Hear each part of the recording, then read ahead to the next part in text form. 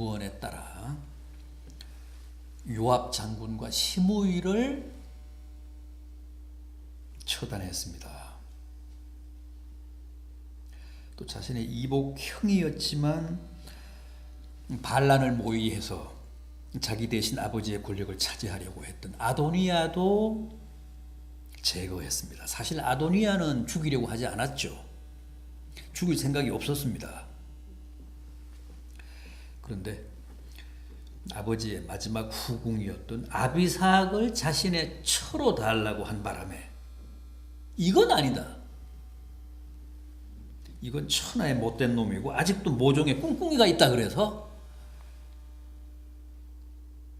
아도니아까지 죽였습니다. 이로써 지난 시대의 적폐를 다 정리했습니다. 인적 청산이 마무리가 되었습니다. 오늘은 제 3장으로 이어지는데 우선 솔로몬이 결혼을 합니다. 결혼을 했다고 합니다.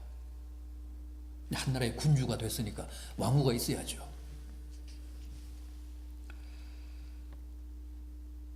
그런데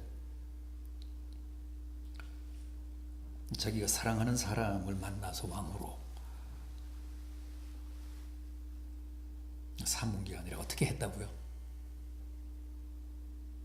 혼인은 했는데 애굽의 공주 바로 왕의 공주와 정략 결혼을 했다는 거예요.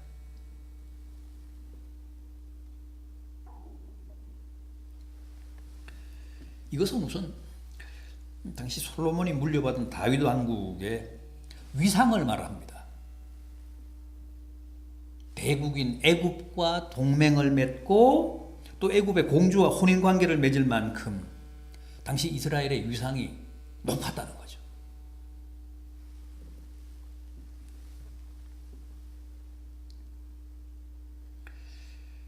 솔로몬은 그렇게 애굽과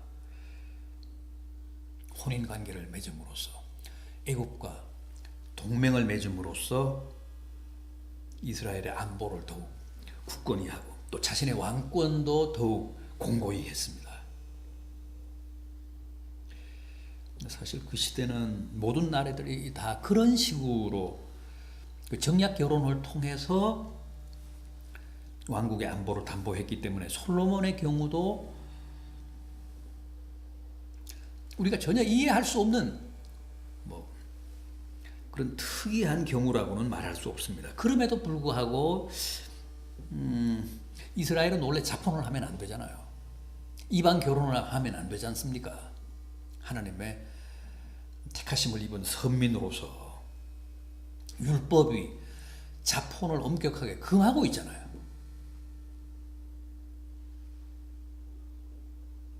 그런데 솔로몬은 자폰을 했습니다.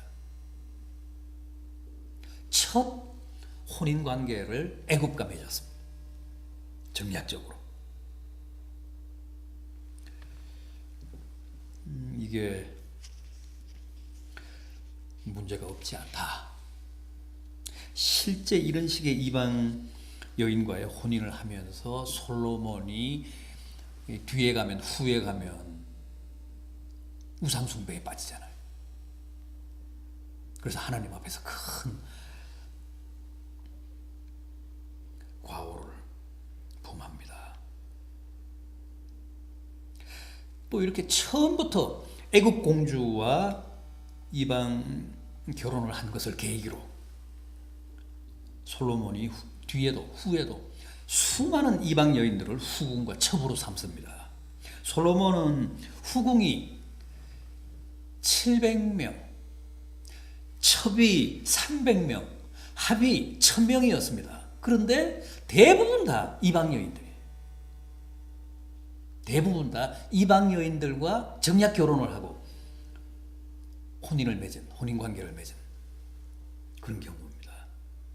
그래서 그들이 가지고 온 우상을 솔로몬도 섬기게 되잖아요.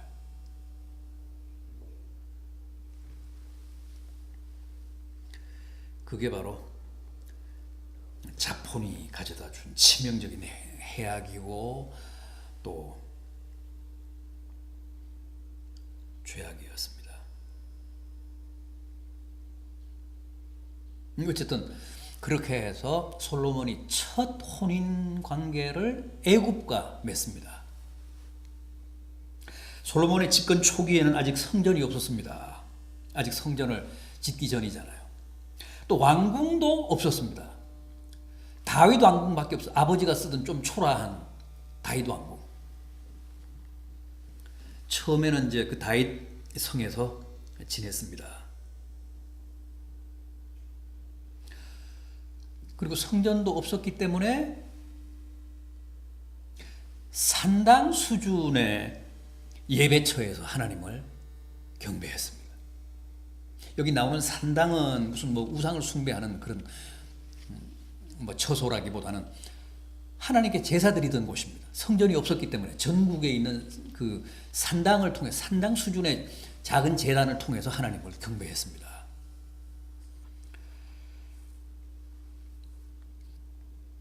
예루살렘 성전이 서기 전에는 사람들이 다 그렇게 각 지역의 산당에서 하나님을 예배했습니다. 산당에는 하나님께 제물을 드릴 수 있는 제단이 있었습니다. 그런데 4절을 보십시오. 오늘 우리가 함께 본 본문 4절. 이에 왕이 제사하러 기브온으로 가니 거기에는 산당이 큼이라. 솔로몬이 그 제단에 1000번제를 드렸다. 기브온, 여기에 나오는 4절에 나오는 기브온은 예루살렘에서 북서쪽으로 약 10km 정도 떨어진 곳입니다. 이스라엘 중부의 중요한 레위 지파 성읍이었습니다. 그런데 거기에 있는 산당은 당시로서는 규모가 가장 컸고 또 제단도 노소로 되어 있었습니다. 그래서 거리는 좀 있지만 솔로몬이 예루살렘에서 그 10km 정도 떨어진 기브온으로 가서 하나님께 예배를 드렸는데 뭘 드렸다고요? 1000번제를 드렸다고 합니다. 여러 신하들과 백성들의 대표인 장로들을 이끌고 그 기브온을 오가면서 여호와께 1000번제를 드렸다고 합니다. 1000번제가 뭡니까?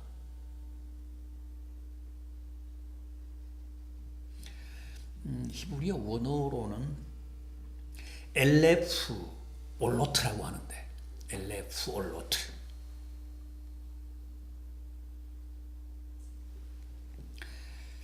이게 뭘 뜻할까? 1000번의 번제를 드렸다는 뜻인지, 아니면 1000번의 번제 때 소용되는 제물을 한꺼번에 드렸다는 뜻인지, 그걸 확정하기가 사실은 쉽지가 않습니다. 그 기브온을 열심히 오가면서 1000번의 번제를 드렸다는 것인지, 아니면 번제를 한 번 드릴 때 1000마리의 번제물을 드렸다는 것인지, 이 엘레프 올로트라는 말을 어떻게, 그러니까 이렇게도 해석할 수 있고 또 저렇게도 해석할 수 있는 말이라는 거예요.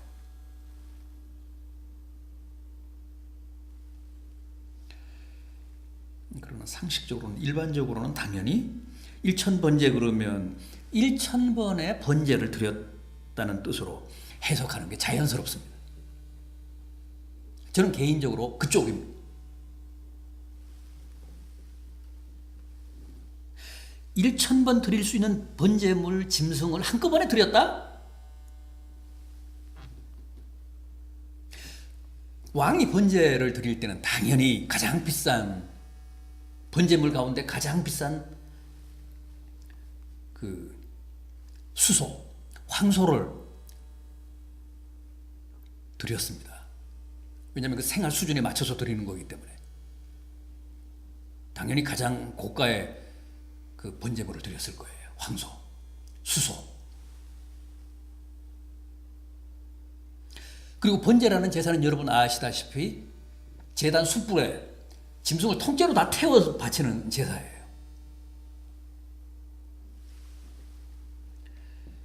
그런데 아무리 제단이 컸다 한들 수소를, 황소를 1000마리나 태워서 바쳐.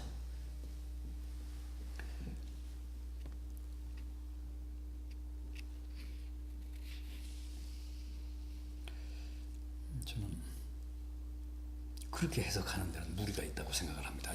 억지스럽다고 생각을 합니다.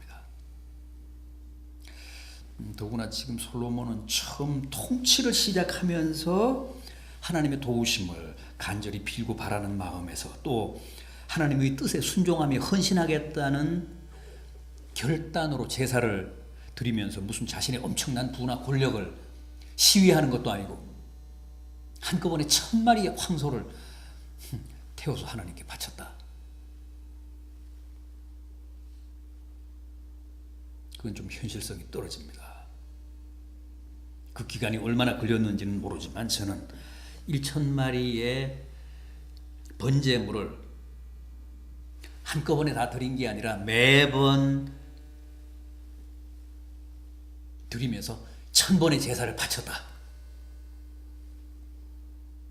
그렇게 생각을 합니다.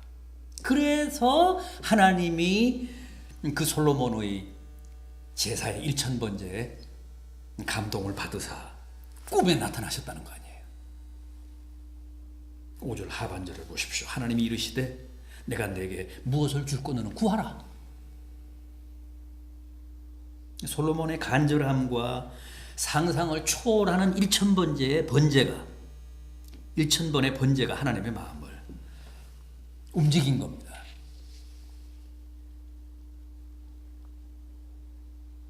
내게 무엇을 줄고 너는 구하라.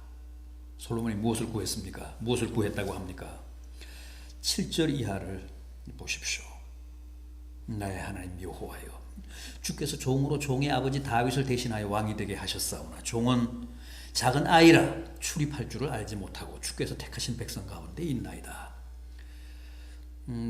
그들은 큰 백성이라 수요가 많아서 셀 수도 없고 기록할 수도 없사오니 누가 주의 이 많은 백성을 재판할 수 있사오리까? 듣는 마음을 종에게 주사 주의 백성을 재판하여 선악을 분별하게 하옵소서.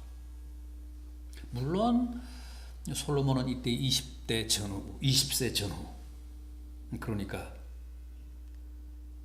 왕 이전에 한 작은 아이였던 게 사실입니다. 그러나 이 말은 그의 나이보다는 당시 솔로몬의 겸손한 마음, 겸비한 마음을 뜻합니다. 종은 작은 아이라 출입할 줄을 모릅니다.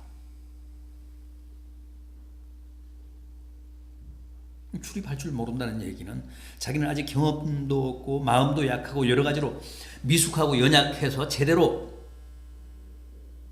왕노릇을 하기가 어려운 처지라는 고백이죠.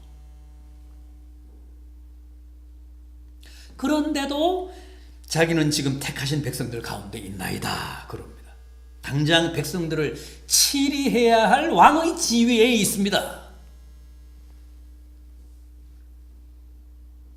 아버지 다윗 왕으로부터 물려받은 이스라엘이라는 나라를 이끌고 나가야 할 왕의 자리에 올랐나이다. 그러니 지금 제게 가장 필요하고 절실한 지혜를 주십시오. 지혜를 달라고 합니다. 어떻게 해야 백성들을 바르게 다스리고 또 선악을 잘 분별해서 제대로 시비를 가리며 공정하게 재판할 수 있는지 지혜롭고도 총명한 마음을 달라고 합니다. 그런데 그게 또 하나님을 크게 감동시켰다고 합니다. 10절 이하를 보십시오. 솔로몬이 이것을 구하매 그 말씀이 주의 마음에 든지라.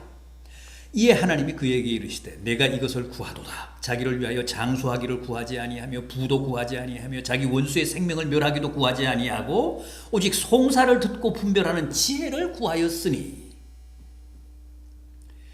내가 내 말대로 하여 내게 지혜롭고 총명한 마음을 주노니 내 앞에도 너와 같은 자가 없었거니와 내 뒤에도 너와 같은 자가 일어남이 없으리라. 자신을 위해 장수도 구하지 않고 복도 구하지 않고 부도 구하지 않고 원수들 멸망시켜달라고 구하지도 않고 오직 하나님의 백성들을 잘 치리하기 위한 지혜를 구했으니 내가 그걸 너에게 주겠다고 하십니다. 그래서 내 앞에도 내 뒤에도 너와 같은 자가 없을 것이다. 전무후무한 지혜의 왕이 되게 하시겠다는 약속입니다.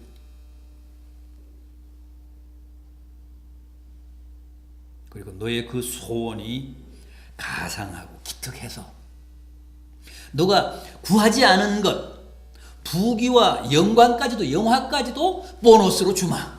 그러십니다. 그래서 내 평생의 왕들 중에서 너와 같은 자가 없을 것이라 그러셨습니다. 이렇게 해서 유사일의 가장 지혜롭고 가장 영화로운 왕 솔로몬이 탄생한 겁니다. 여기서 중요한 것은 솔로몬도 처음부터 태어날 때부터 지혜의 화신으로 영화의 무슨 화신으로 태어난 게 아니었다는 거죠. 왕의 자리에 오른 후에 유례없는 일천번제를 드리며 하나님 마음에 쏙 드는 기도를 드렸기 때문에 바쳤기 때문에 하나님이 그를 축복하사 유일무이한 지혜의 왕, 영화의 왕이 되게 하셨다는 겁니다.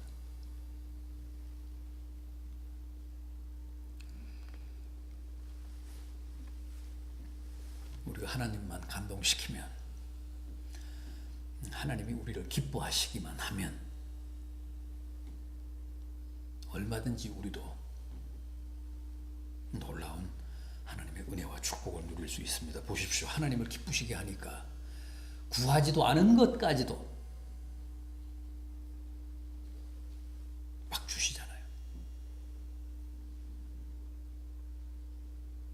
부디 솔로몬이 받은 이 기도 응답과 또 그가 누린 축복과 영화가 오늘 우리에게도 은혜가 되고 또 큰 도전이 되기를 진심으로 기원합니다.